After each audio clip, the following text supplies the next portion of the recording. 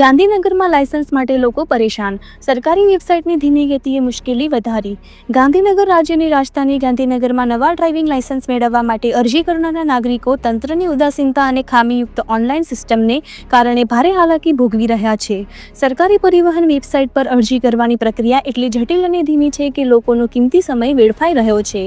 વેબસાઇટની ધીમી ગતિ અરજદારોની મુખ્ય ફરિયાદ એ છે કે વેબસાઇટ ખૂબ જ ધીમી ચાલે છે. ફોર્મ ભરતી વખતે પેજ લોડ થવામાં ઘણો સમય લાગે છે અને વારંવાર ભૂલ આવે છે. આ કારણે એક સામાન્ય અરજી પૂર્ણ કરવામાં કલાકો લાગી જાય છે. Server down. ખાસ કરીને પીક અવર્સમાં અથવા જ્યારે અરજદારોની સંખ્યા વધારે હોય ત્યારે વેબસાઇટનું સર્વર ડાઉન થઈ જાય છે. પરિણામે અરજદારો લાંબા સમય સુધી રાહ જોયા પછી પણ એપોઇન્ટમેન્ટ બુક કરી શકતા નથી. ડિજિટલ ઇન્ડિયા અને સરળ શાસનની વાત કરે છે, પરંતુ આ પ્રકારની તકનીકી ખામીઓ એ બતાવે છે કે વાસ્તવિકતા અલગ છે. નાગરિકો અપેક્ષા રાખે છે કે સરકારી સેવાઓ સરળ અને ઝડપી હોય, પરંતુ ગાંધીનગરમાં લાયસન્સની પ્રક્રિયા તેનાથી વિપરીત અનુભવ આપી રહી છે. આ મુદ્દે તંત્ર તાત્કાલિક ધ્યાન આપે અને વેબસાઇટમાં સુધારો કરે, જેથી નાગરિકોને બિનજરૂરી પરેશાનીઓમાંથી મુક્તિ મળે અને તેમનો સમય ન વેડફાય. તમે કેટલા ટાઈમથી પ્રયત્ન કરો છો વિડીયો જોવાનો? અડધો કલાક. કેટલી વાર વિડીયો જોયો? 4-5 વખત વિડીયો જોયો, પરંતુ સબમિટ થતું નથી. આના વિશે તમે કંઈ કહેવા માંગશો?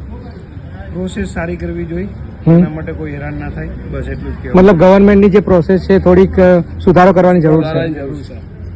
અમે હવે સવારના 10 વાગ્યાના આવ્યા હજુ સુધી થયું નહીં આ લાયસન્સ. મતલબ તમે વિડીયો કરીએ છીએ વિડીયો જોવો છો, પરંતુ હજી સુધી તેનું સબમિશનનું ઓપ્શન આવતું નથી. ના, નથી આવતું. મતલબ ગવર્મેન્ટની સાઇટમાં સુધારો કરવાની જરૂર છે. હા, જરૂર. તમે કેટલા સમયથી વિડીયો જોવો છો?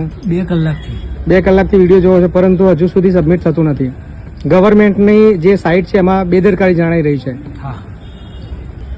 તમે 11 વાગ્યાનો આવ્યો છું, પણ હજી કન્ફર્મ નહીં, બધું થતું નહીં. ગવર્મેન્ટની સાઇટ બહુ બોગસ છે, કામ જલ્દી થતું નથી અને ખોટી થવાનું થાય છે બધું. અહીંયા સમયનો બગાડ થઈ રહ્યો છે.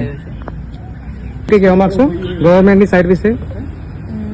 એ જ કહેવા માંગીશ કે આ લોકોને થોડી સુધારવાની ખાસ જરૂર છે, જેનાથી લોકોને પરેશાની ઓછી થાય.